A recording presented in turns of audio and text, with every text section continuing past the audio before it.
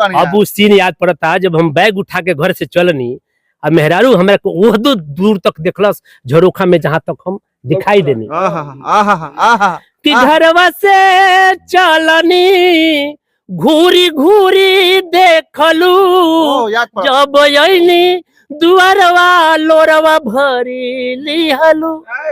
जब अइनी दुआरवा लोरवा भरी लिहलू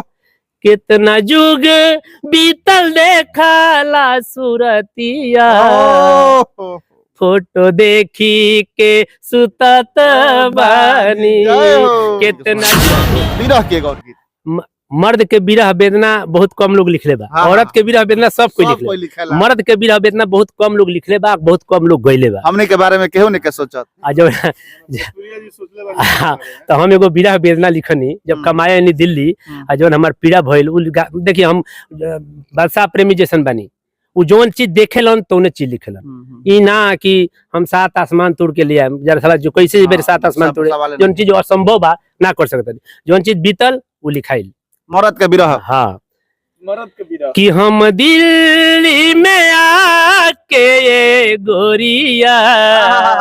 दिल्ली में आके बेर बेर रोवत बानी के करा से कहीं दिल के बाती हम पाती लिखत बानी पढ़ी के तोहर फाटी जाई छाती हम पाती लिखत बानी हम दिल्ली में आके गोरिया बेर बेर रोवत बानी। काहे रोवत नहीं? हाँ काहे रोवत मर्दा कि ड्यूटी से आईनी खानो ना खाईनी पनिया हम भरत बानी पनिया हम भरत बानी पेटवा के कराना माए गोरिया पूजा बात के बुझा सब दुखवा सहत बानी हम दिल्ली में आके गोरिया बेर बेर रोवत बानी। अब उस सीन याद पड़ता जब हम बैग उठा के घर से चलनी और मेहरारू हमरा को वो दूर तक देखलस झरोखा में जहां तक हम दिखाई देनी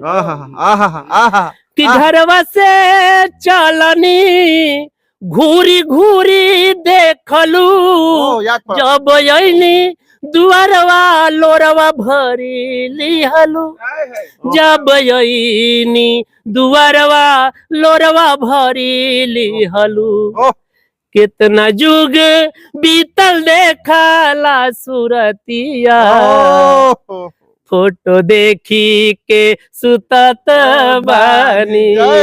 कितना जुग बीतल देखला सुरतिया फोटो देखी के सुतत बानी हम दिल्ली में आके ये गोरिया बेर बेर रोवत बानी। लास्ट करी में जब उजा रहनी तारा साथे जोन प्रतिक्रिया भइल ओकर एगो मैप वो मैप दिखाई कि करके 16 सिंगार सर पे गाजरा के भार होठ लाल चुनर सरकवलू होठ लाल चुनर सरकवलू ए जी हटी नाई हंसी के तू कहलू ए जी हटी नाई हंसी के तू कहलू डर लागे कपत बानी ए जी हटी नाई हंसी के तू कहलू डर लागे कपत बानी हम दिल्ली में आके ये गोरिया बेर बेर रोवत बानी। जय हो जय हो जय हो जय हो जय हो जय हो जय हो संतोष जी। संतोष भोजपुरिया जी बानी यहाँ के बहुत सुंदर गीत सुने के मिलल और धुन में लय में वो तमाम चीज के सही में संतोष जी बताओ कि हमनी के जौन देखे निसन जौन समझे निसन वो शब्द में उतार दे निसन और वाकई में हमनी के बीच जौन